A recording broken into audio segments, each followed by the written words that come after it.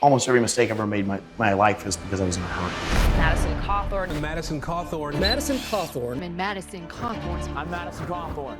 When I'm elected this November, I'll be the youngest member of Congress in over 200 years. Madam Speaker, you are not God. Because they have the title honorable attached to their name means that they may dictate what others may say and think repulses me. Freshman lawmakers' recent troubles include allegations of an improper relationship. Accused unnamed lawmakers of taking drugs and having sex-fueled parties. Failing to appear in court. He was stopped with a loaded gun at a Charlotte airport. He was arrested again.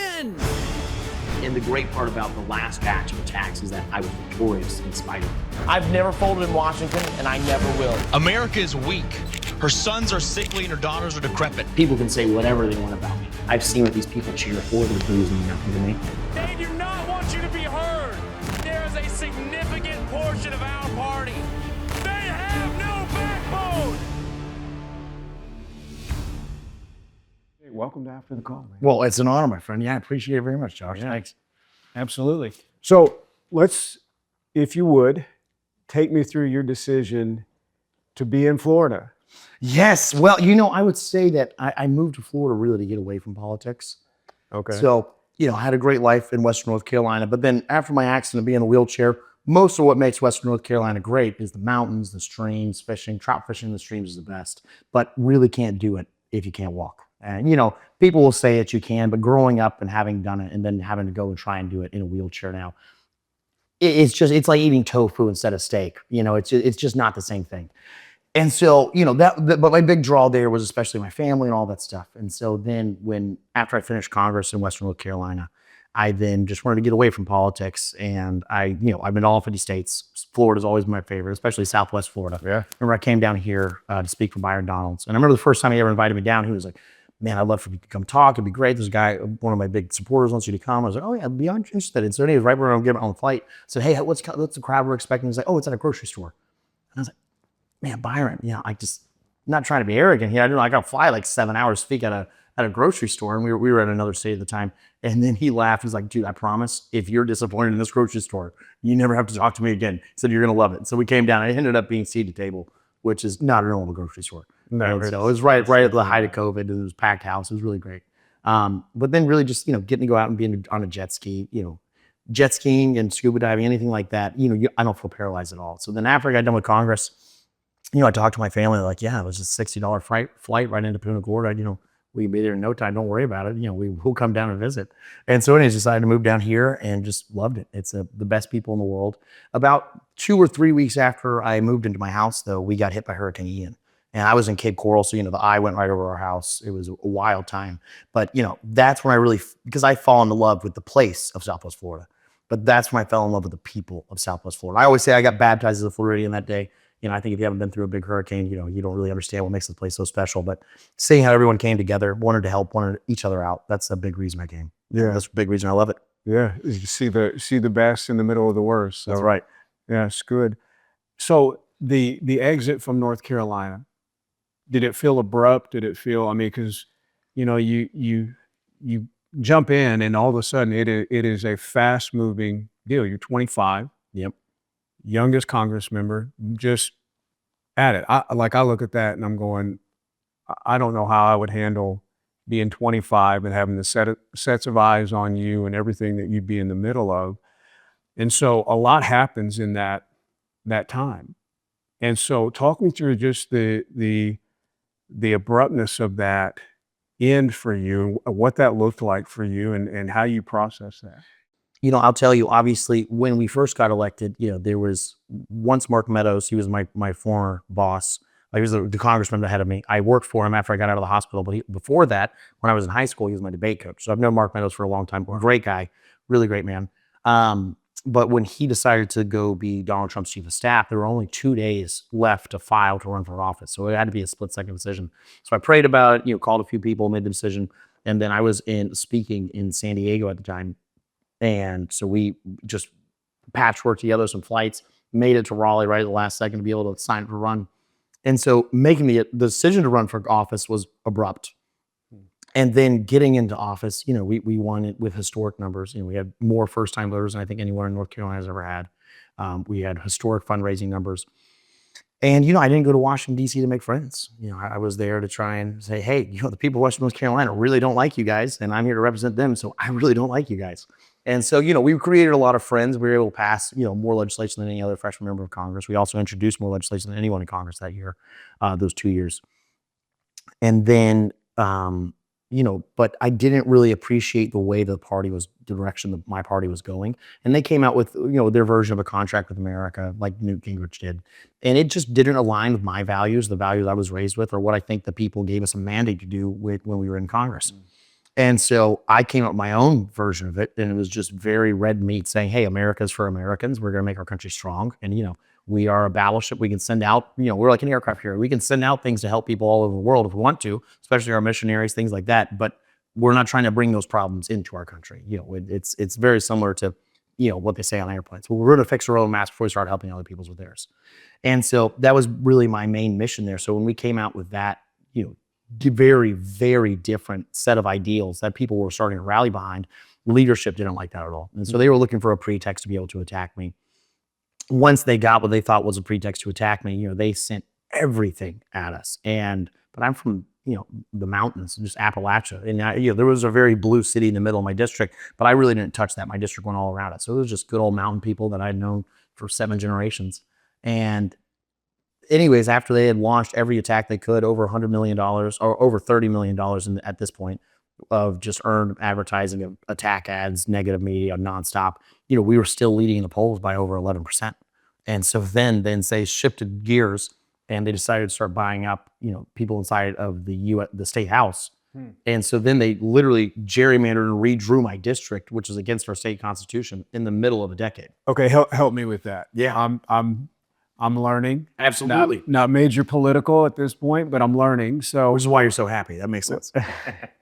So talk me. What does that mean? Talk me through that. Like, let's say 4th grade level. Like, yeah.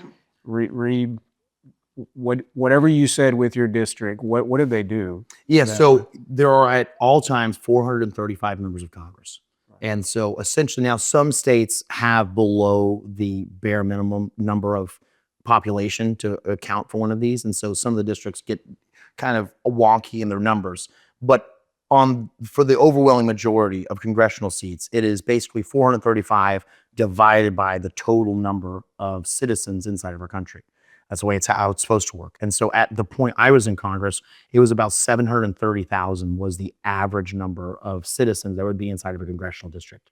And so then it's up to each state to then draw their congressional districts as well as they can to then allow there to be 735,000 people to be in that district. And now it's in the news a lot during these midterms, but in the Northeast, it's been very common to, like you could look in a state like Illinois, every single district there is just super, super long. And there's a circle around their main city, their main population center, because that way they are able to just have all of their party in that state without having to allow any other members of Congress from the other party to be able to get it. And so, state houses draw them very creatively. It's what people call gerrymandering. People are very against it on both sides, but both parties do this as a way to get an edge. And so anyways, in North Carolina, it is a hotly contested issue because the Constitution is just a little different inside of that state. It allows the Supreme Court of the state to be able to have a lot of battles over it, and mainly over, they'll say it's either over racial lines or things like that, the reason they want to try and litigate these. But we had our districts drawn, and I loved my district. And then in the middle of a decade, this happens every 10 years, that states are supposed to be able to redraw their districts. Now, some states have very different constitutions, which allow them to do it other times without the year. Like here in Florida, we're about to do it, I think, probably in April, where we're going to redraw the lines. But our state constitution allows that in Florida. And so what we're seeing in North Carolina is that they realized I could not be beat. So instead of trying to beat me just with a good ground campaign and a better message, they then were just going, let's just redraw his district so that he can't win it. And so going from very hardcore, good blood red Americans to then being kind of more milquetoast people who are very much in the middle and just saying, well, I just want everybody to get along. I don't really care who wins as long as everybody has a good time. Those are the kind of people that were in Buncombe County. So then they gave me all of Buncombe County, which is a very moderate district. And so it changed my district from being, we want to stop the corruption, we want to stop evil, this is not a battle against flesh and blood, this is a battle against, good and evil. And we want someone who's going to recognize that and go to war for us. Whereas if somebody just says, I want to see incremental GDP increases at the end of the year, they're not going to like a guy like me. Because, there's a byproduct of GDP increases by my policies being taken into effect. But that's not the point of them. The point of them is that people can raise families. Those children of those families are not going to be indoctrinated by any side of the political spectrum. We're going to be a predominantly Christian nation. We're going to encourage high birth rates amongst people. We're going to get rid of abortion as hard as we can. I believe in life starts at conception. And then, we're going to make sure that people have the right to defend themselves. And we're going to say, hey, the government shouldn't be involved in your life. As long as you're not hurting somebody else or their property, you should be allowed to do almost whatever you want. And now those are radical things for some people. For whatever reason, they think those are the most radical beliefs in the world. They were very, very focused on taking me down. And so we were fully expecting victory. The White House expected, or Donald Trump expected victory, our party expected victory. But then once they redrew the district, we were put into a very difficult spot. And then because North Carolina is a closed primary state, which means that independent voters are allowed to vote in a Republican primary, and we have the majority of North Carolina as independent voters. We then had people who were super moderate, these new people in my district who I'd never really interacted with before. They then were able to vote and say, hey, we don't really care who's our guy. We just want someone who's not him. And so that was a surprise. Sure. So it comes to this abrupt end. And it had started so fast, and you had gone. I mean, we go from the RNC speech and you making a great statement about the character of your life and being judged by that, and not. So getting into the seat and then having people come after you. Were you surprised at some of the attacks? Were you surprised at the personal nature to the attacks? I mean, you've had things like your videos and pictures that were yours being broadcast and stolen and put out there. Did that? I mean, how'd you process that? How'd you? Yeah, so let me take you back to the very, very beginning. We started this election. Nobody at 24 years old has really ever won an election in history. There was a guy who was appointed in the 1800s, but I was 24 years old, and that hadn't happened for essentially most of modern history. No one at 24 years old had been elected. And so, I don't blame the president, or I really don't blame anybody for thinking that, oh, he's just, another, also ran, is what we call people like that. It's like, oh, well, they also ran, but, there's not even notable enough to put on like the Ballotpedia history of that district. It's just, well, and also ran this guy's name. And so, but we started running this race, and, a lot of people were like, oh, well, that's really sweet that, a young kid in wheelchairs running. That's awesome. But then we went to a debate, and then, we were just able to sweep the floor and just, really destroy these people. And so then, against all odds, we ended up winning this election, and we beat a Trump endorsement. And I always say the reason I beat the Trump endorsement is because I was more pro him than the other person was, which, I'll never forget leaving that victory party. I'm connected to Bluetooth, a bunch of loved ones in the car. We're listening to music, driving home. It's like probably midnight at this point. And had just a barn burner of a speech that night, all the best people around, and we're driving home. And then it just comes up. It doesn't even say, unavailable or unknown number. It just said restricted. And so we're really confused what that is. So I answer it, and then it says, hello, and I'll make up the guy's name. So this is John Smith on the Air Force One switchboard. May I connect you to the president? And so I'm like, yeah. And it's on Bluetooth all around the car. So everyone's got their little phones out, the video, and it's just Madison, you even beat my ass. It was incredible. I couldn't believe it. I can't believe it. And when I saw a picture of you, I said, this guy's from Central Casting. How do you do this? And I've asked him permission to share that story, but it was so funny. And he said, I can't believe we endorsed against you. I don't know, I'm mad at my people for that, blah, blah, blah. And then, and for whatever reason, I was bold enough to say, well, you know what, Mr. President, I'll let you make it. Let you make it up to me.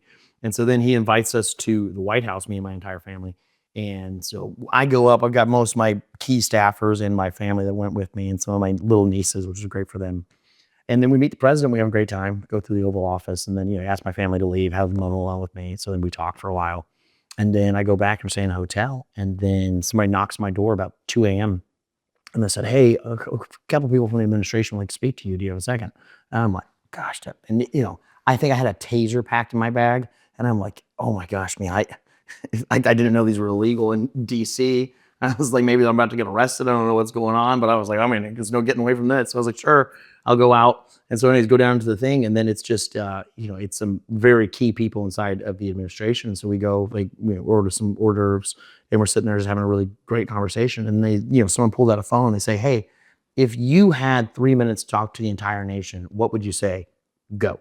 And they hit start on the time countdown. I realized, oh, wow, I'm doing a tryout for the RNC right now. That's what I'm doing. And so then anyways, I gave the best speech of my life to 3 people in an empty hotel lobby at like 2:30 in the morning. And then anyways, they stopped and they said, well, anyways, we'll be in contact. And they left. And then I got a call the next day and said, would you like to speak at the RNC? And so then, the RNC is such a unique opportunity because, you get to be viewed, multinationally, which is incredible. World leaders all around the world are focusing in on it. Every single news outlet is going to be making some kind of statement about it. Every kind of pundit is live tweeting these things at the same time. And you probably have between 30 and 60 million at any given point speaking. And then there's like a ranking basically of who gave the best speech that night, who was the best, blah, blah, blah. And so then I go out and give a speech. And again, it's during COVID, so it's so weird because I go out there and we're in the backstage of this place. And then it is just packed with people wall to wall, just like any set you've ever seen, any major production. There are people everywhere. It's packed. But then, for optics, but in both parties were doing this. But then I go out onto the stage and there's no one in the room. All the cameras are robotic. Imagine if you weren't in this room and I was here. And I know you guys watching this can't see what I'm looking at, but it's a completely empty room. We just have lights and black walls, and it's aesthetic. But it's just us. And so imagine trying to be in this room and bring the passion and vigor you do on stage on Sundays, which you do a great job, bringing that passion and vigor, but as if there was a big audience that's trying to hang on to every word, but you can't see anyone. It was odd. Yeah. And so anyways, I really had to psych my brain out. But then I give the speech and, 60 million people watch it. And then it's covered all over the world. Rush Limbaugh, one of my heroes growing up, he's like, it was the best speech of the night. It was actually his last live broadcast. He had 4 more recorded after that prior to his death, but it was his last live broadcast. And to have him get to say something like that when I looked up to him my whole life, I always call myself a Rush baby because, just driving to work with my dad in the mornings, I would always listen to that and it was great. But then he was just saying, it was a perfect picture of masculinity. It's not accepting help. He had his friends come beside him, lifted him up out of his wheelchair, and then they vamooshed, and then he stood strong, and it was great. So it was amazing. And then I just remember when we watched that 2 days later, my social media is all just exploded, just becoming a very much so a household name. But after I had won that first election, I had beat a Trump endorsement. And that was when Trump was very powerful at the time with his endorsements. And so the left-wing media thought I was this anti-Trump guy coming up through the ranks. So they booked me on The View. I'm going on The View expecting to go into combat with these women. And, really I had attack vectors planned out for every single one of them. If any of them attacked me on anything, I had their worst things they've ever done, ever said. I was ready.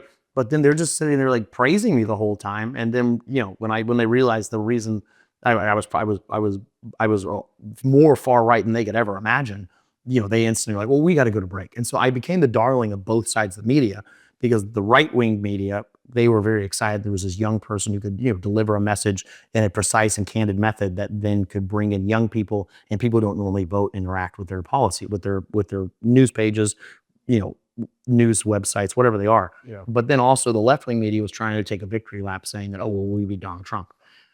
And so then as it progressed, they realized how far right I was, that I have a militant level of belief in that we are a Christian nation, we are a moral nation, and we should not, we're not trying to make the rest of the world like us, we're trying to make the rest of the world be more like us. Yeah. That's our mission. And so then I got attacked viciously.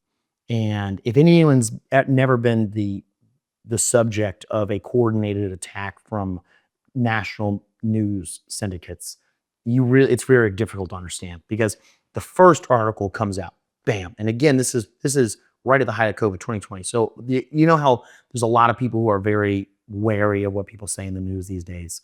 It was much less so that way in 2020. So first article comes out and it's just a seething article of just every negative thing I've done and then some things that are made up. I was like, oh, that's crazy. So then people that we'd known for 20 years in my family start calling, I can't believe what they're saying about Madison. Is this true? Did he get in a fist fight when he was 50? Well, what happened to that cat? What was it? Was he caught skinny dipping when he was, 16? Just all kinds of crazy stuff. But then And they called it a drip campaign, but then 2 days later, massive attack. 2 days later, massive attack. And it's different news articles, so it's hitting different people. And then even Fox News has to then report on, meteoric rise of, Republican superstar Madison Cawthorn now called into question over all of these attacks and blah, blah, blah. And so we started getting attacked like crazy. And I just remember I kind of got all my family together, all my friends together, and I said, hey, I really gotta, like, I am not in a position right now I can fight back. Like I've never been attacked in this way. Yeah. My character had never been called into question my entire life. It was just a wild situation. And so then I took a trip with some very close friends of mine, brothers, I call them corner toters, people who would carry you into, if they knew Jesus was healing somebody in town, you can't get there. They would grab the corner of your mat. They would take you up on the roof. They would break the roof and drop you down because, and my favorite part of that story is like, the faith of those friends is the reason like Jesus healed them. And that is very much how my friends are in my life, which is great. And my family is even more so. And so anyway, so I go on this trip with my friends and we go somewhere that, very tropical, very, very beachy. And we're just there for like 4 or 5 days. But the second I get there, I had called the country ahead of time and they knew who I was. They were big fans at this point. And I said, hey, is there any chance that I know that, jet skis are not allowed on this area, but like, could I get a pass? And they were like, yeah, absolutely. We will deliver you a jet ski like ourselves. So they put a jet ski there. And it was the second I check into this little bungalow hotel that's over the water, I drop my bag, I take my shirt off, and then I just jump on the jet ski. And I would check it's a full tank. And I'm like, all right, that's great. And the sun's, it's probably like 5 o'clock. It's the summertime. So I just point the jet ski towards the sun and just start flying. And I was like, I'm going to go all the way down to half a tank and I'll turn around and go back. And so the sun's setting, it's beautiful. And man, I had been holding it together because I have probably a 30, 40 person team at that point, and I have all my friends, all my family trying to support me. And they very much take the cues off how are we going to react to him being attacked like this? What's that going to mean? And I just broke down, man. I'm weeping. I mean, just serious weeping. And I'm having just a very verbal, out loud conversation with God. Just being like, how can you let this happen? I'm doing everything I can for you. Like, I don't understand how you could, allow these people to make up vicious lies about me and so on. And I will just never forget. And I'm not saying it's audible, but anybody who's a Christian here, you guys can understand. I just heard the still small voice very clearly being like, it doesn't matter what they called you. They're not the ones that called you. And at that point, I became completely bulletproof. So I turn my jet ski around, go back, and then once I got to Congress after that session, at that point, people can say whatever they want about me at any point. I know what I'm doing. I know the reasons I'm doing it. I really don't care what you say. I do. Like there's just no politically motivated attack you could throw at me that will make me dissuade what I believe. Like, and I think it's so odd because sometimes we go into these events and someone just says, oh, you're a Nazi. And I mean, remember one time I stopped and I turned, I was like, gosh, you just made me completely rethink all of my political ideals. That's it. I'm supporting abortion now. You're absolutely, it's just to mock. It's like, what do you think you're going to do by this? And so anyways, but then we win the election. But now fast forward to the second election where, these attacks were starting to stick. And like you said, people had, they had hacked my iPhone, hacked my iCloud. They were posting pictures of just stuff I'd done when I was a teenager. Like I think right when I was 20 years old was the latest one. But for most people, if you have, bad pictures like that leaked from college days or whatever, for most people in Washington, that's 30, 40 years ago. It's like, listen, that was 30 or 40 years ago. I wasn't even married at the time. Like, what are you talking about? Whereas for me, I could be like, oh, that was young at the time. But then at that point, I'm still young. That's 4 years ago for me. Yeah, right. And so it was a pretty wild time to go through, but I really didn't allow it to deeply affect me. And the great part about the last batch of attacks is that I was victorious in spite of them. And so, normally I could just be like, oh, well, I was tried in the court of public opinion. Nobody cares. You're a liar. And so, but then with them hacking my iCloud, but again, their attacks had no effect. And because we were still rising in the polls. But then when they changed my district map, which again, that's such inside baseball that no one's really going to understand that. So then it's like, oh, wow, these had a massive effect on Madison. But then, I go to any conservative convention, I go to any conservative city in the world, and I'm just, hailed as like, you guys being like, thank you for standing up for our rights. Thanks for, supporting true masculinity, all that stuff. And so I would say, it's very difficult to have lost. I'm a very competitive person. But knowing the political nature and knowing the people that are attacking me, like I just always say, I've seen what these people cheer for. Their boos mean nothing to me. And so that was pretty much my position on being attacked with that kind of stuff. Very frustrating having people stab me in the back and, betray me. I literally had somebody sell my iCloud password and account information to somebody. And then when I was like, I saw someone was trying to log into my thing, this person who I knew very well was like, oh, hey, I was just setting up your new iPad. Don't worry about it. I was like, oh, okay, appreciate it. Thanks. And then, so I didn't think about it, but then boom, yeah. Okay, you said something a few minutes ago, and I'm way too curious to not come back to it. So you're with the president, family, friends, staff, all leaves. You get moments with the president. What is he saying there? What is it? What are those moments? You know what? I like to keep those conversations private, just out of respect for him. But I will just give you the overall broad strokes. It was kind of just the reality of the world, some very serious realities in Washington, D.C. Institutions that are so powerful that you really have to be sure you can win before you attack them. I remember when I lost, he called me and he said, I won't. Well, anyways, he said something very similar to, you attacked, 4 out of the 6 biggest powerhouses in all politics globally. And he said, you should have focused on 1. Like, I don't even attack 4 at one time, and I'm the most powerful person in the world. And he's like, you attacked 4 out of 6 at one time. Like, you were going after the Federal Reserve, you were going after big pharma, you were going after people who wanted to. And again, I'm a super big on defense and the Department of War, making sure none of our troops die. But I'm very against sending our sons to die and our daughters to die for no reason. And so I was very against kind of the neocon nation building aspect of things. And so attacking all of these things at once, but then also attacking degeneracy inside of Washington. Those 4 things are things that people just very rarely touch in politics. And if you're considered extremely successful if you attack one and win the battle, and no one's won the war against any of those to this point. Maybe the nation building neocons, but aside from that, no one's really won a war against any of them. But now I had so much success against them at certain points that then I was like, oh, well, I can take them all on. There's too many things to do. And, I always say, almost every mistake I've ever made in my life is because I was in a hurry. And so you think about it, like, for me, I know the statistical likelihood and the reality of my life, having gone through the accident that I've gone through. And again, I know God can change things, which is so great. And, he's the reason I'm alive at this day. But I'm not going to live as long as you, Josh. I'm not going to live as long as almost anybody that I know. Why do you say that, Madison? I've had every single major organ in my upper torso taken out of my body. That just does severe trauma to it. I have had both my lungs collapse. I've had my diaphragm ruptured. I've had my kidney ripped off and not replaced. I have had almost every single, I have had, I think 33%, 32% of my body is covered in massive burns that then required all kinds of skin grafts to be able to repair and try and fix the best they can. And then, just the nature of being in a wheelchair, stuff that happens to your prostate after you sit down for 40 years straight. There's a lot of realities to being in a wheelchair that, and again, I'm a hardcore believer. I believe, I think the spiritual world is more real than the world that we live in now. And so I'm not saying that God can't do a miracle, but I'm saying in the absence of the supernatural, where I'm at right now, I am most likely going to die, prior to me being 6 years old. And so in my mind, I don't have a lifetime to go fix all of these things. And I have right now. Otherwise, my children have to fight those battles. And so when I had success, going after Federal Reserve or going after the military industrial complex, I then just said, oh, screw it. Like, I'm literally sent here by God. Let's take every single one of them on right now. And so then that was my main plan. But then obviously, the machine fights back. Sure. Well, it's pretty poignant that you recognize and are able to say, hey, I make my worst mistakes when I'm sped up. Mm-hmm. Knowing you feel the urgency that way. I wanted to obviously ask you about the accident and you have a resiliency about you.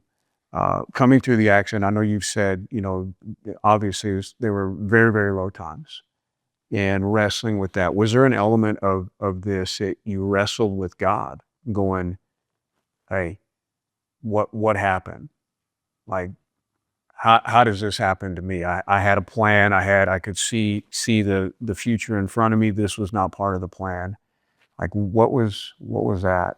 So you know what? I had such a solid belief in God that He was going to heal me. I literally thought I was going to be trying out for college football by Christmas, and my accident happened in April. Like I would just really believe every doctor said, oh, this is gonna be reality, this is what's gonna happen, this is what's gonna happen. I was just like, well, that's not true. I was like, good luck with that. And so it really wasn't until probably my year, and then especially my second year anniversary of my accident, that I really was like, oh, well, this could be for life. And I got to a very low point. At no point did I question God. I more so apologized to him that I wasn't strong enough. Really? Yes. God's the only reason I'm alive. I should have been dead. There's no reason I should be alive right now. And no doctor can explain it to me. Every single time I came back from near death, doctors over and over and over were telling my family, I can't explain it. That wasn't me. I can't heal that. I had like 13, 14, 15-hour surgeries back to back to back, trying to find infections inside of my body, trying to find problems inside of my body that no one could say, like, well, if we don't find it, the reason we'd be operating for that long, which is radical to do, they'd be operating that long because if they didn't find this infection or they didn't find this problem, I was going to die. But then, they couldn't find it, they couldn't do anything to fix it, and then a few days later, I'm healed. And again, this is in no way disparaging medical professionals, because again, God was working in those moments, but also they were the hands and feet of them. Many of them were very ardent believers, and they were the hands and feet, and they were honored to be able to be there to help. And I am honored for their expertise and their service. Like, I love nurses. Nurses save my life far more times than doctors, but our medical professionals in America are incredible. They really are. And so my sorrow, I felt shame that I felt like I couldn't go on. I really felt shame to God. I was like, man, you put me here for a reason. And like, I obviously have a mission to accomplish, but I'm not strong enough to do this. And, also I think in the American Christian church, a lot of people believe like God will never give you more than you can handle, which I think cannot be further from the truth. No, it's not in the Bible. It's not in the Bible. Exactly right. Exactly right. But I mean, you look at any time God shows up in really miraculous ways, it's when you're in the trenches. It's when you're defeated. You look at Shadrach, Meshach, and Abednego when they were thrown into the fireplace, the furnace. That's when Jesus came to them. Like, he was literally, that looks like one of the son of the gods walking around in battle gear, protecting them. Or you look at the man who was about trying to kill himself, who was possessed by legion on the edge of the shores. And then Jesus, goes over to him. And then you see, like, when they were about to capsize in their boat, the disciples, and then Jesus wakes up and says, why are you guys even worried? And stops them. And that's what I want to remind people of. I mean, even Jesus, when he is in the Garden of Gethsemane, knowing what's about to happen, he wasn't all at peace. He wasn't all feeling like, this is exactly where I'm supposed to be. I'm so happy about this. He was begging his Father to let the cup pass from him. And, that's something that, I know in my heart, but, you never want to say, well, gosh, I can't wait to be in a position where I cannot carry on and I just am going to have to give up. But, those moments, that's when you really have to lean on the Lord. And so I was at a point that I was just like, I can't live life like this. Like, there are just too many things that are going to destroy me, going to break me. I feel, even to this day, I feel shame just for being in a wheelchair. Because, again, not that, the world makes me feel ashamed of it, but I in my mind, I just want to be strong enough to overcome it. I wish my bones were strong enough to have defended that accident, regardless of what it is. And, I'm a young man, and that's just kind of where I am with my thoughts and process on that. But never, at no point did I ever blame God. I felt like I was failing him because I wanted to give up. And, I really was coming to the decision of just, I'm in too much pain to live the life that I'm living. So I either need to kill myself, or I need to just say, hey, I'm going to live in spite of this wheelchair, and I'm going to do everything I can. And so one night I made that decision. It was really long. I literally made a T-graph, pros and cons. And, I think it was 80-80. And then like the last one that I had, a pro, is that I could still verbally speak. I could speak, which was such a gift. Then I realized, well, I can't do the things that I want to do in my life, but I can speak. And if that's the only gift that I have left, I'm going to go use it. Obviously, there's a reminders every day. Like I just want to ask, are you in pain today? Like, what's the daily battle? Yeah, so this is not a scientific term. If there is a neurosurgeon watching this, I apologize for this, but this is the way I found it's easiest for people to understand. No. So when my car accident happened, I was sitting in the passenger seat.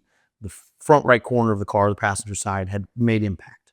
And now, I don't remember all the details. It's been recreated for me by 3 different teams. There was a big lawsuit around the car accident with the insurance company because they weren't willing to pay out and stuff. But anyways, there's a big lawsuit. It happens every time there's any insurance claim over $2 or $3 million. And so for medical bills. And so anyways, but then I had, opposing counsel give me one recreation of the accident. I had my counsel give one recreation of the accident. I had subject matter experts give a recreation of the accident. I have no memory of it. I don't really remember what happened. I have the version that I choose to believe, but yeah, it's any time of my story, because also, I got to give a lot of speeches while I was coming out of recovery, also during that lawsuit. So my belief of what had happened had changed multiple times throughout time for that. Sure. But anyway, so I will just say, I don't know what happened, but whatever happened, I know the result of it. So, whether I was buckled, whether I wasn't buckled, if my seat was laid back, if it wasn't laid back, who knows? My feet were on the dash.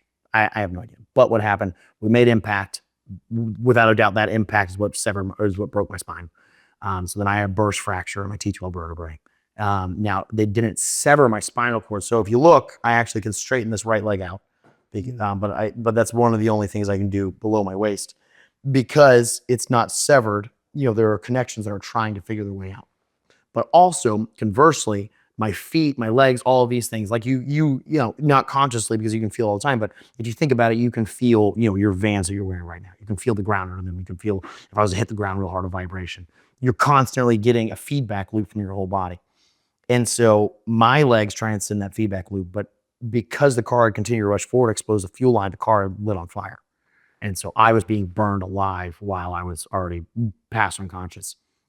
And so I'm being burned alive on my legs, but my spinal cord was only swelling at that point. So that interaction is getting to my brain. So again, this is the easiest way for me to explain. There's essentially a scar on my spinal cord around the T12 vertebrae.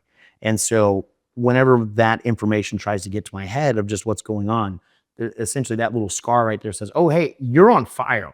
And so, through the course of this interview, you'll no doubt undoubtedly see me just kind of like flex or maybe take a breath. That's normally what the things I do when I'm in pain. Now that pain increases if I have a lack of sleep or if I'm stressed. Reason for that being is because, your body's kind of going to a fight or flight response. Yeah. And it's kind of doing these system checks on your body at all times and trying to send, oh, well, how's your fight? Am I going to be able to run if I need to run? Am I going to be able to jump if I need to jump? What do I need to do? And so the more that feedback loop happens, the more I feel like I'm on fire. And so the less stressed I am, the more sleep I have, the less I'm in pain. But so I'm in pain now. But it's a manageable thing.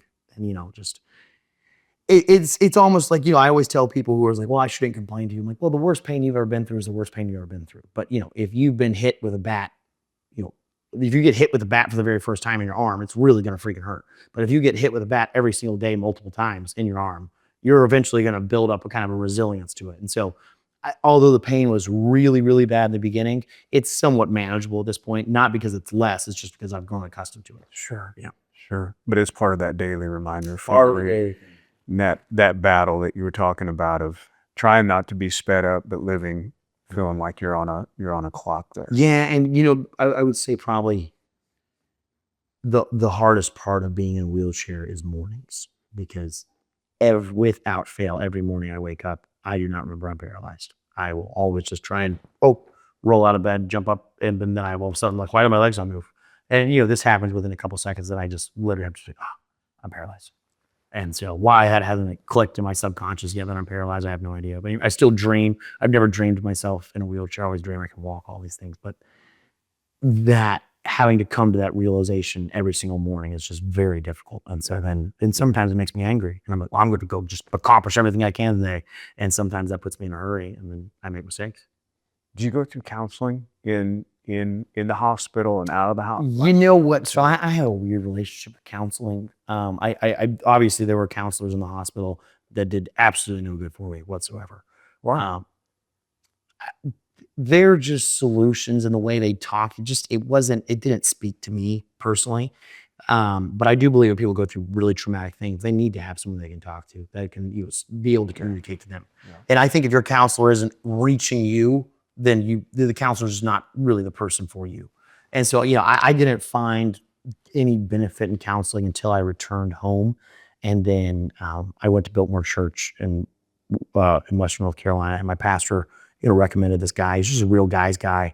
And he kind of connected with me. And it wasn't kind of a, man, that's so bad. It's got to be so hard. It's like, well, yeah, that sucks. How are you going to be able to get around that? It was never just like, well, I know that, you're not going to be able to do this, this, and this. So what are you going to do? It was always, a constructive thing of, well, let's start thinking of some ways to problem solve that. So instead of, saying, well, let's feel bad for where you're at. When now, to anyone who's going through a hard time, you should definitely have a time of mourning. Like, that's going to happen. Now you can do like I did and just not believe what the prognosis that you're given, and then it can happen to you way later in life. For me, it was 2 years later. Or but the mourning's going to happen. It's just like if you lose somebody, a widow or anything like that, mourning's going to hit you. But it just always fluctuates. But yeah, the best counseling I had was, from a guy from my church, really good man who also had a spiritual basis for everything. But his main thing was basically just like, but how long are we going to be here? Like 70 years? You can't take a hard day for 70 years. Like, oh. Yeah, actually, that's a good point. He's like, you can go to heaven now, but all you're doing is escaping the flame. And he was like, or you could do everything you can for Christ on earth, and then, you'll have, something to offer Christ when you get there. We'll have crowns in heaven that you can put at his feet. And he's like, so, you can't take 70 years of hard days? I was like, no, that's a good point. He was like, yeah. So some tools. Some tools. Yeah, he gave me the tools, but maybe also, there was a lot of tears. There was a lot of Sure. And that's one thing that I really strongly believe in. Like I don't like crybabies, but I cry a lot. Like I'm a very big believer in feeling your emotions, like not uncontrollably, of course. I'm not talking about anger and lust and those kind of things, but I think that if you are incapable of experiencing extreme deep sorrow, you're also incapable of experiencing extreme high highs. So think about the most steady people you know, who are just, they can be hit with the worst news of their life and they're going to be pretty steady regardless. I think that essentially your life has guardrails on both sides, and how sad you get is pretty conversely comparable to how happy you can get. And so, yeah, I choose to feel life. I think this world is fiery with its beauty. I think there's so much to experience. There are so many things that can wake you up in the morning. There are missions to accomplish. There are enemies to conquer. There are great acts of service you can do for countless numbers of people. There are amazing things to experience, amazing things to see, and I just want to experience everything this world has to offer. God built us for it. He told us to take dominion of it. He told us to rule this world, and that's what I want to do. But but I'm not someone who's going to be sitting. I remember the sunrise I watched over on a volcano's top in the Pacific Ocean. And I remember watching that sunrise and I just wept. Just like, God, you built this world and you know my freaking name. That's insane. And so, I think people who don't allow themselves to feel the full range of their emotions are really missing out on a lot of happy parts of life. Yeah, absolutely. What do you talked earlier about just the battling the shame, and so I want to come back to that and just, what do you believe? Like, how do you think God sees you? How do I think God sees me? What's in it? What is he thinking when he's looking at you? I mean, yeah, I in a lot of ways, I think I'm the chief among sinners. I struggle with vanity. I struggle with, with anger. I struggle with wanting to take vengeance into my own hands. Those are things that really are temptations for me. But then so I would think that he'd be very disappointed in me and just think that I'm, a problematic child, one of his children. But then I also look at the people that he empowered in the Bible and the people that he surrounded himself with and who he used. I look at David. David did a lot of crazy things in his life, and he was the man after God's own heart. I look at the the fishermen he pulled off. These weren't just like upstanding citizens who were about to leave a PTA meeting, and guys that you would want at the Rotary Club in Jerusalem. But they were people that God used, and I think he likes using real people. So I would assume that God, I wouldn't even know why God would know my name, but he's also extraordinarily interested in that. And so I hesitate to say what I think God thinks of me. But, based on the accounts I've heard of God, through the Bible and through the people that he's empowered in life, it makes me question, because I'm like, well, if you were all power, you created that amazing sunset that I saw on that, then why would you even want to know who I am? And then, if I broke even one of your rules, why would you not just kill me? Like, are you stupid? Like, literally, I created all of this. Why would you even think to question me? But then I also know God's character through the Bible, and I know that he does know me, and he does care about me. He does want to want the best for me, and his plan for me. And, and I'm invincible until I've completed the purpose he has for me on this earth. And so, I'm sure there's a lot. I let me change the question, if you don't mind. I think that there are angels very active on this earth, and I think angels can be, there's different classes of angels, different skill sets among them, and so I always like to think that whichever angel is guarding me most of the time, he's just like a guy. Like, think of a Secret Service agent. Like, it would probably be way more fun to defend, Barron Trump, or let's go back. Let's not even use this to be polarizing, but it'd probably be way more fun for a security agent to defend Jackie Kennedy than to defend Hillary Clinton, just based off personalities and who's more fun, who's more likable to be around. That's all I'm saying. Not politics, nothing like that, but just who's more likely to be around. I'm sure that they probably just come in, what did he do today?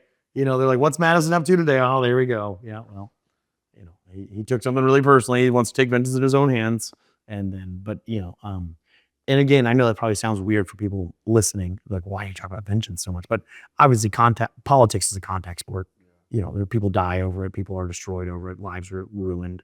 And so it's a very contact sport. But, I will remember someone deeply betrayed me who was running for Senate in North Carolina. And I wanted to I was so mad. I was so angry. But then my mom, came over to my house that morning and she wrote me a note. She said, vengeance is mine as the Lord, and wrote this whole note about why I shouldn't just let God handle it. I was like, okay. And because I knew exactly what I wanted to do to him. I knew exactly how I wanted to get back. And I was like, all right, well, I'll just see what God has in store. Maybe I must be in the wrong. And then, 3 days later, I'm in the car, and someone who was going to decide who the next governor or the next senator of North Carolina was going to be was sitting there, and he was planning on endorsing this man. And then he looks back and says, Madison, what do you think about him? And I was like, God, I'm so glad I waited. That's when, like, sometimes God, I wonder, God must like me somehow. He's done a lot of great things for me. Again, he used Paul. Paul was destroying his children. So, Well, I ask. I mean, there's a theologian named A.W. Tozer that said that the answer to that question is probably the most important thing about us. Like, what fills our mind when we ask ourselves that question. So that's why I ask. Now, you're on the backside, and you. I mean, the account you just gave is a great example of this. There's kind of the inside rules of baseball. Like, you play baseball, you don't slide in, spikes up, you don't walk over the pitcher's mound on the way back. All those things. So you're getting that as a congressman. So what from that are you taking with you, going, man, I've seen the ugly, I've seen the attacks, I recognize the places that I'm sped up that don't help me in that. How are you better as you step into Florida and you're running today? There's definitely a lot of wisdom you gain from defeat. One thing that I think is important for everyone to experience at some point in their life is to have lost the thing that, made them special and valuable to people, to then see who's still around, who still answers the phone, who still wants to help you, who still wants to hang out. And it really clarifies who your friends are and who's using you. And so, that was definitely something that was great. I also realized I was very naive when I first got elected. The naivety was destroyed very quickly. Probably after a year, I just realized, man, most people are in life for the wrong reasons. And I kind of got a taste of that after my accident, because we had so many people come up to my family and be like, man, how are you guys so strong? How are you still so loyal with God? How are you guys just such a light to everyone? I'm like, this is literally just our everyday life. You guys are just seeing it for we're just have a spotlight on us right now. And so it makes me question sometimes when I'm at church. I'm like, if I really think that probably only about 10% of people in churches are going to heaven, I genuinely think that, in the American church at least. But then also, I think that how 10% of the whole. I gotta say, I really hope you're very wrong with that. I hope so. This is the world I live in. So I really hope and I don't think Oceans. I think that I'm talking the American Christian church as a whole. As a whole, not talking about Oceans, not talking about Biltmore Church, not talking about Grow. Yes, there's some great churches. Well, not Joby Martin's church. They're great up there. Your church is great, but I will tell you as a whole, with the information that I had available to me when I had the highest level of security clearance, the highest level of surveillance capable, if most people are going to heaven, then there are some very different rules going on in heaven that I know about, because the majority of people in the world are very evil, very wicked, and very vain. And so that's one thing that I've noted. If people are very selfish, whether we're just looking into citizens. And again, I don't think people should be able to look into citizens. I think that's wrong. But from what I've experienced, it is a very dark world. But I will say that I think, if you take most of the people that are in America and you put them in a Muslim dominant country and you had them, they would very quickly be like, oh, well, I don't want to be too loud about my faith. I don't want to insult somebody. I'm like, dude, if the tomb is empty, anything is possible. Like, who cares if they kill you? Like, yeah, come kill me for Christ. Like, when you see people with machetes to their necks and they're saying, refute the name of Christ for I'm going to kill you. And you do that. I'm just like, I can't believe that. Like, I don't even think I'd be able to be killed at that moment. I think I would just stand, I would be like, God, give me my spinal cord for like 30 seconds. I'll kill this guy right here. But no, again, I think that's different from church to church, but I would say as a whole, most people are culturally Christian in America, whereas that's just something, they look at churches, it's a good thing to do. Now, there are some churches where people actually teach the Bible. The church I grew up in, this is a church, Joby's church up in Jacksonville. I think Grove Church as well, but those are really the 4 best churches I know in the Southeast. And, that's, it's not a fun thing to say. But I think there's much higher percentage of people going to heaven in like places like your church than around other places. But the majority of Americans who say they're, well, you ask anybody, what do you believe? Well, I was raised Christian. I don't give a crap what you were raised, dude. Who cares what you were raised? What do you believe? Do you know Jesus Christ? Are you going to burn in hell? Yes or no? That's all I care about. So, yeah. So stepping back into Florida, like this climate, you are taking everything that you learned, even, having a thought of, am I done? I wanted to ask you about that. So your run in North Carolina comes to an end. Your mindset, like you said, is, okay, that's over, that's done. So where did you go? Like job wise? I mean, again, like I keep coming back to this, you're 25, 26, a lot is happening. So much of that time, is so out of the ordinary in the sense of going to college, pursuing a trade, and yours was just fast forward into a political career. So what did you do looking around at that point, going, now what? How do I earn a living? Yeah. What does this look like? Yeah. So I rarely talk about what I do for work just because of how this is politics. But I'll vaguely touch on it. I build triple net leases. I develop, commercial real estate, and then I'll build something, but then I own the lease.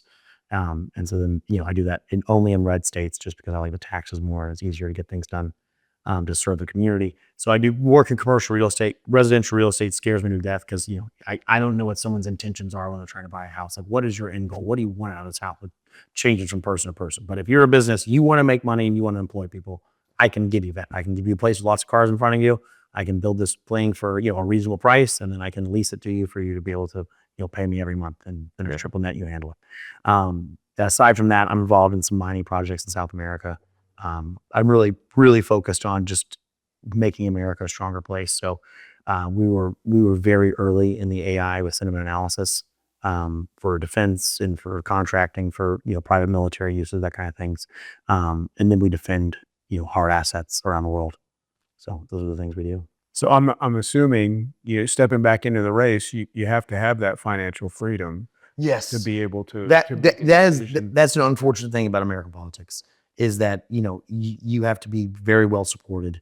You have to be able to raise money, but also, you have to be able to invest the time. And, I'm not saying it can't be done, but, if a guy has to work 55 hours a week and you're running against somebody who has, and let's say the fields are equal. Somebody happened to be blessed financially early on, and you're another guy. You guys have the same beliefs, same values, and the same ability to win people over with what we call retail politics. You have to work 55 hours a week. This guy doesn't have to. Maybe he has lieutenants for me, I've got great lieutenants. They can run all my businesses. If there's a big emergency, I'll go jump in on it, but that's about it. But aside from that one specific, very rarely things, I can focus all of my effort on this. And so there is a required pretty large amount of financial freedom. You need a big plan of mine is I'd like to own and operate a nuclear power plant one day. That's a big one for me, but we have to change legislation for that. So, okay. I just think that would make our country and the world a whole, listen, I'm not some green hippie. I'm not, but we are called to be stewards of the earth. And, if anybody has any problems with fossil fuels, I love fossil fuels. They create our iPhones, create our shoes, create the reason there's lights, all of this stuff. We have to have fossil fuels. But, at some point fossil fuels will run out. And so, I think we have to start thinking ahead to that, which is hundreds of years from now. But I think we need to start thinking ahead to that right now. And also, if you want to satisfy any hippies, literally there is a rock you can take and heat up, and it creates steam that spins things and gives you electricity. That's the cleanest form of energy you will ever get in all of history. It doesn't require massive, solar fields. It doesn't require, a bunch of wind turbines that don't offset their energy cost whatsoever, or the fossil fuels it takes, and it can just be hardened to be taken care of. And also, our electrical grid is not hardened right now. If we were to be attacked by a near peer, there are no near peer powers against us right now, as just anybody who says they are. It's fun to think about, like, China, Russia are a near peer power. There is no near peer power to the United States of America anywhere on the planet right now. The only way we could ever lose a war is if we had just terrible leaders that are afraid to press the buttons. I'm not talking nukes, but we have weapons that would boggle your mind, things that will come out of space and destroy continents. And so there's no near peer power to us, but there could be a terrorist right now that could come in, detonate an EMP, and all of our hospitals will lose electricity. So like I think that nuclear power is a way that we can harden the grid and also create a better world for our children. So a goal to own. That's a big goal. Yeah, it's a goal of mine. I want a big family. That's a big thing for me. So yeah. Okay, we're lining up some stuff here. We're lining up some stuff. Yes. So how do you see just this time of running for office here? What is that? How has that been? How is that looking for you? How you? Last 4 or 5 weeks, we've been dominating. Our events are packed out. We have to turn people away at every single one of our events, which is unfortunate. But everywhere we go, people are supporting us. We have tons of support everywhere. Now, Washington, D.C., there's a lot of people that don't want me to come back. But their reasons are because they don't like freedom. So that's fine with me. But yeah, the race has been going really well. There's several months now left before the primary happens. In this district, it doesn't really matter so much the general election. The primary is what really matters, just because it's such a heavily Republican district. But we're definitely going to have, there'll be attack articles that come out and things like that. And for, my friend group is very accustomed to being attacked and all that kind of stuff, and people saying stuff about me. So my friends won't mind, but it'll be, I doubt that stuff has ever been aired on like commercials here in Southwest Florida. So we'll see how that'll play out. But I think my lead will probably tighten up because of that. But right now, if the election were held today, we would win in a landslide. But we got to play that we're 10 points behind. I got a great team around me, and it's just I'm always happy to tell my opponents my strategy for victory, because it's super simple. It's just difficult, and so it's simple, not easy. Yeah. So. What are you doing right now, Madison, that keeps you from, like you talked earlier about, you make your worst mistakes when you're sped up. What have you learned about that in from 25 to today in dealing with all of the political environment and trying to keep yourself from the mistakes that happen, that come out when I'm distracted, I'm sped up, I'm moving too quick? How are you helping yourself not be in the same places that you've been? Right, and I think that's one point that I think is something that makes me so much better now than I was the first time I ran, is because now I know that almost nothing's actually an emergency. Almost nothing is ever really truly an emergency. That's something that has to be handled right away. If there's a car accident or if there's an active shooter, those are situations that action has to be taken right now. But almost anything, you can take a day. You can take an hour. You can go do something else that has nothing to do with that situation. So for me right now, it's the gym and pickleball. My fiance or my girl and I will go play pickleball if I'm about to make a difficult decision. We play pickleball every morning, which is great. But sometimes we'll go in the afternoon. If I'm about to make a bad decision, I'll go play pickleball, get my mind completely off of it.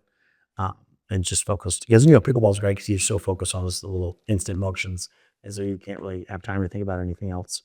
But then an abundance of counselors. There's also counselors from lots of different places of life, and also very different temperaments.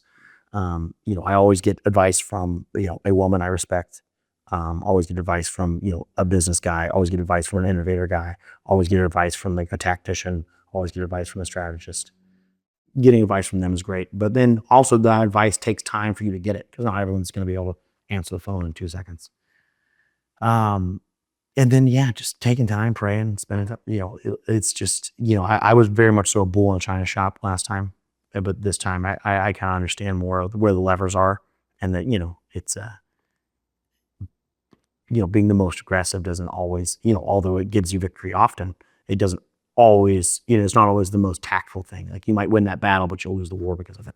Yeah. And so I think I've definitely learned to slow down and be less aggressive on things. It doesn't mean I'm going to change, I'm not less aggressive on my beliefs, but, more so just thoughtful in the way I execute them. Yeah, you're daily walking it out, and what that looks like. Yeah. Yeah. You don't need to sprint to most places, what I've found. You can take a second, look around the situation, get the color of the room before you walk into it. So that's something I think is very different this time. And it's just also, I understand, what's at stake. I know who the enemies are this time. I know, who the friends are. I know people I need to know, and it's just, it's been a very different race this time around. I think because I'm a different person, this is the biggest part of it. And, I've got such great people around me. And then also because, I lost an election, all of the people that are involved with my campaign are the people that were like, literally anytime you run, I will help you wherever you go. And so these are people who just believe in me as a person, the things I stand for. And so, yeah, it's great. But also, we spent a lot of time in this district. Obviously, been here almost 6 years before we've actually run it all, going on 5 now, but then we'll be on 6.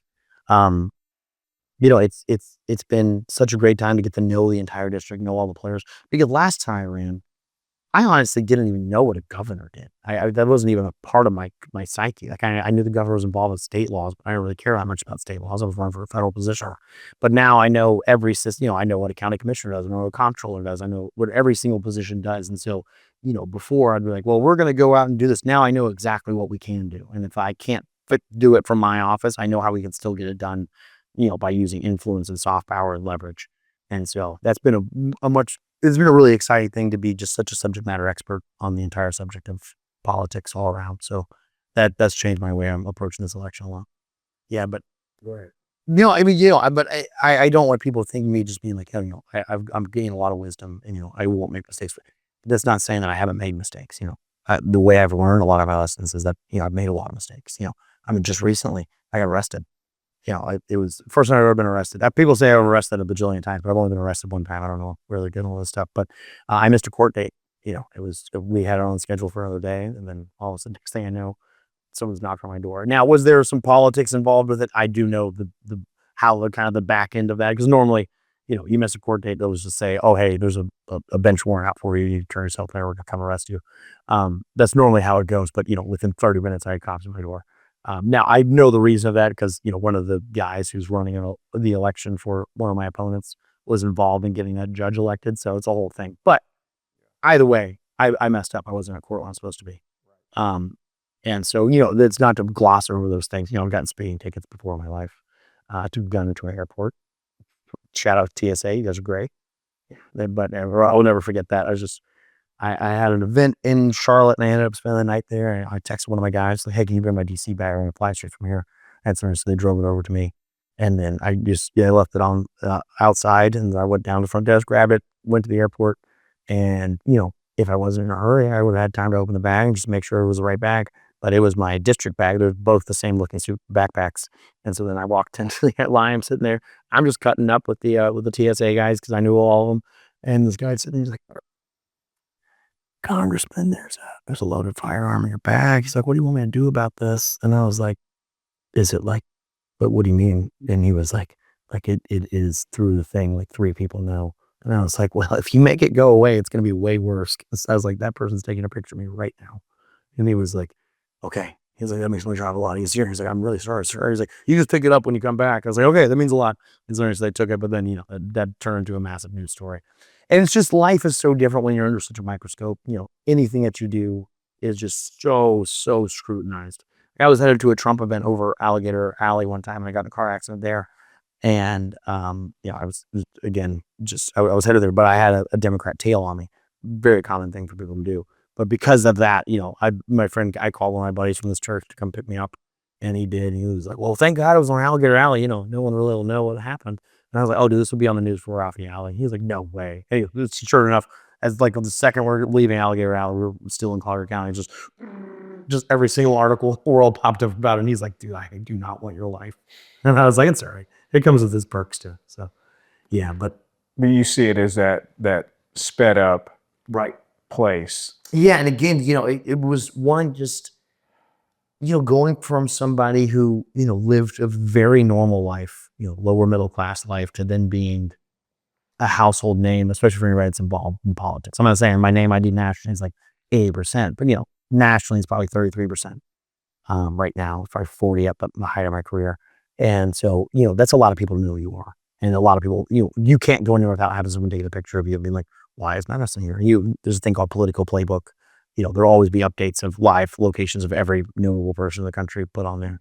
And so, you're just, and then there's this is an app or something that exists, like Politico. Yeah, it's a very expensive subscription service you can get through Politico. A lot of people in DC have it.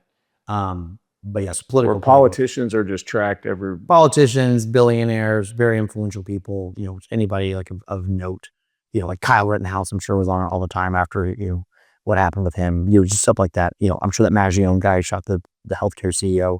I'm sure he was tracked all over, but obviously he's been in jail, but if he was out. So very notable people that would get news stories written about them. So, it's Politico then kind of aggregates information about all these people. So then every reporter also pays them. So it's a way to make your competition your clients, which is very smart on Politico's idea. But the problem with that is then, very notable and very, if you think about it, I mean, even people who are involved in politics will struggle to name more than 20 congressmen.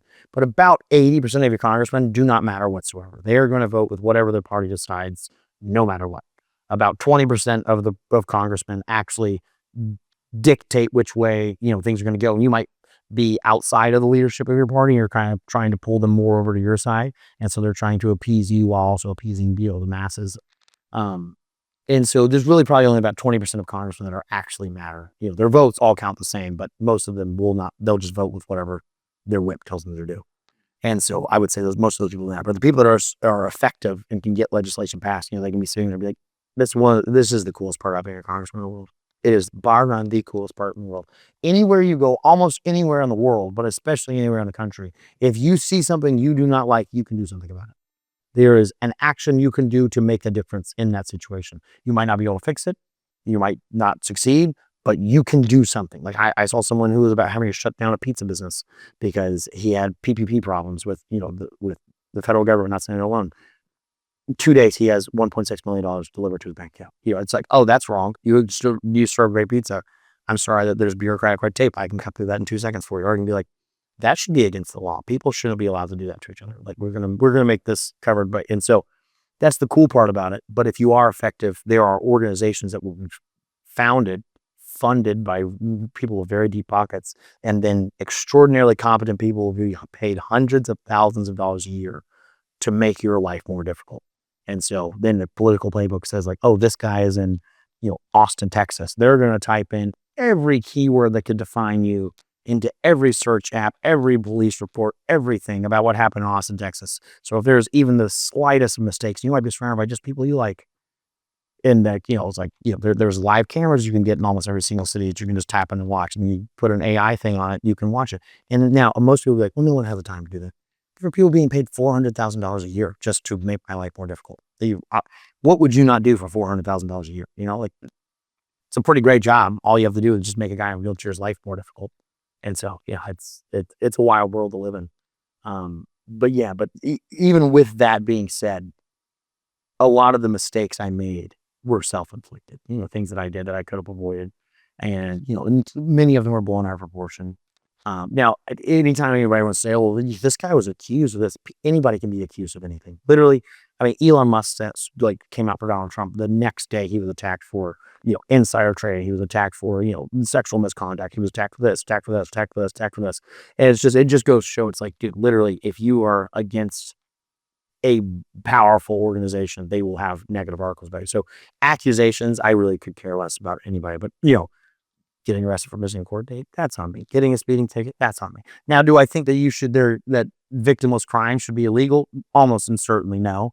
Like I think that we should have an Autobahn in America. It would make everybody's life way better, but that's just my particular opinion. Some people will disagree with it.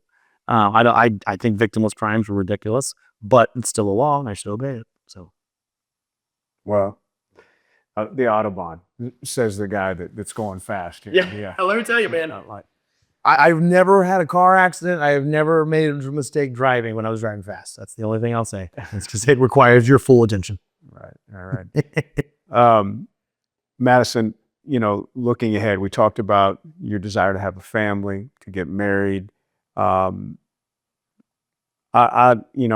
somebody that cares deeply about your faith and the way that you're able to wrestle with God, how would you say that place has deepened in the time that you stepped out? Because you're going to have to wrestle with some things of knowing yourself as someone who was in a seat, you enjoyed it. Obviously, you still believe that we can affect change from the inside, which is a big thing. There's a lot of people that don't believe that you can affect change from inside politics. You still believe that. You're still actively pursuing that.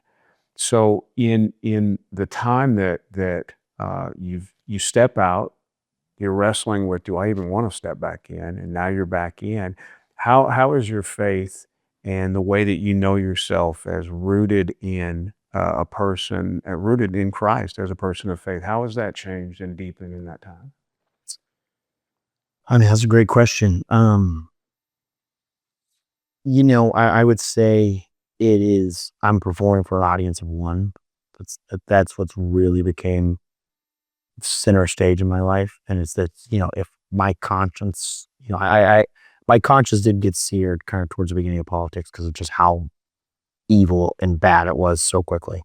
I was just like, well, if this is the tools they're going to use, I'll use those tools too. But then, I got convicted over that and kind of changed my mind on those positions. But knowing that God knows everything about me, there's nothing I can hide from him, no amount of charm or, quick speech. Literally the most orate speech I could ever give to God is, the mewling of sheep to him, essentially. It's not translated through Christ. He doesn't, it doesn't even matter. And so knowing that he knows me fully, I would say just the fact that I know I'm performing for an audience of one is the biggest thing that's changed about me. Being like, listen, I don't care if people cheer for this or boo me for this. Like, I just care if God approves of what I'm doing. That's the biggest thing that's made a difference in my life. And it's changed kind of the way I view the world. It's changed a lot of the way that I things I value, things I find enjoyment in, all those things. It's just, if it's not pleasing to God, why should it be pleasing to me? And so, and then also, having lived with a lot of opportunities, through my 20s and all kinds of great things that have happened in my life, you realize that sin is only fun for a season, regardless of what it is. It might be arrogance, whatever kind of sin it is.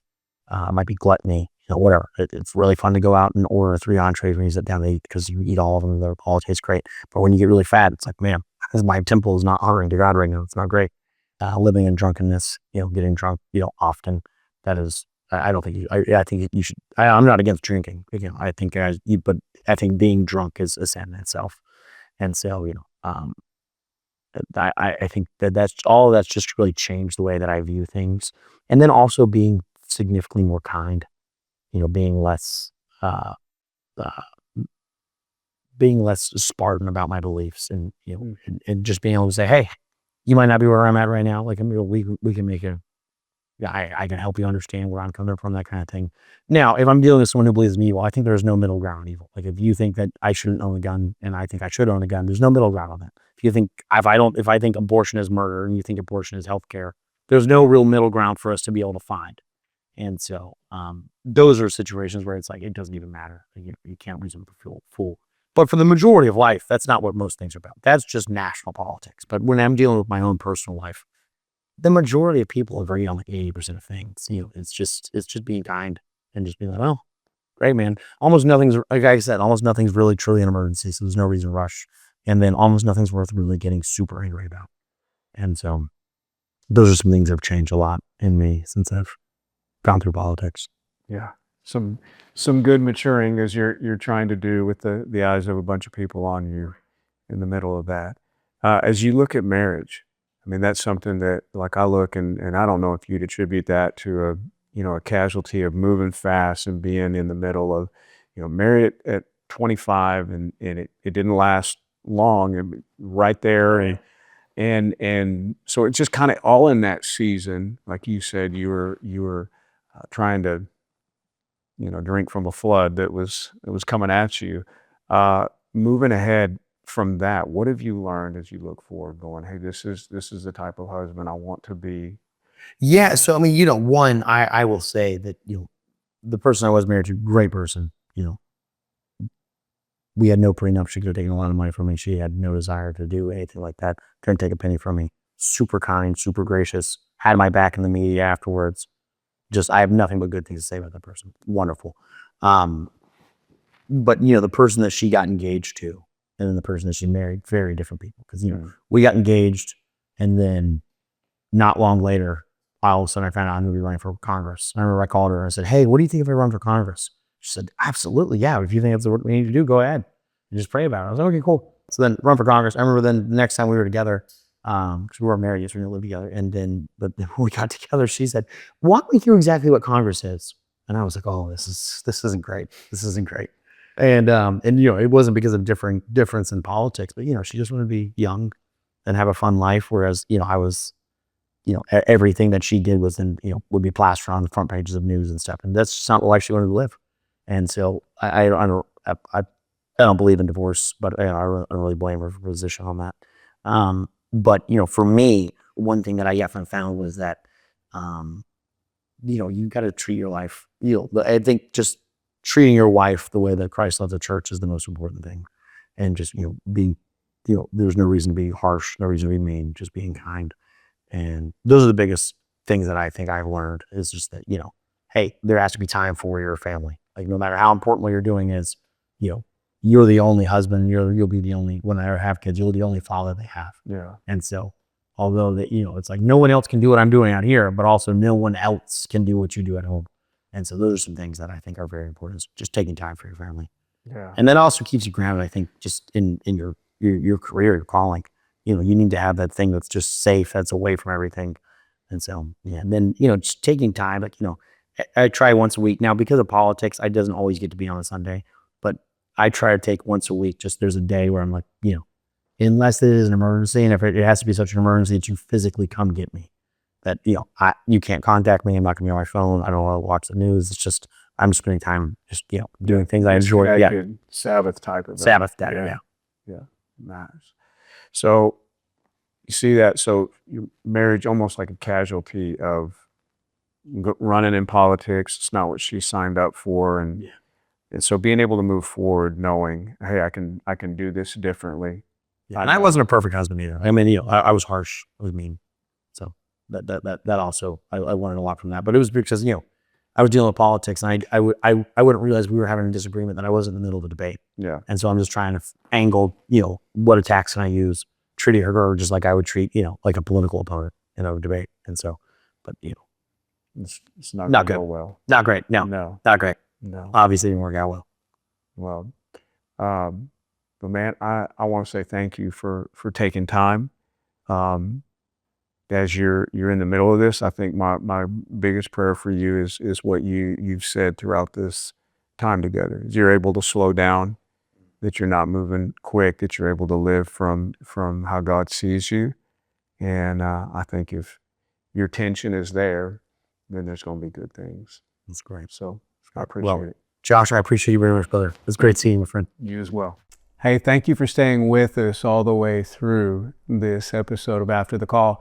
Listen, I want to ask you to like and subscribe, and then check out these other moments that we're sitting and letting people tell their stories and be honest about the mess so that there's hope that they can live with.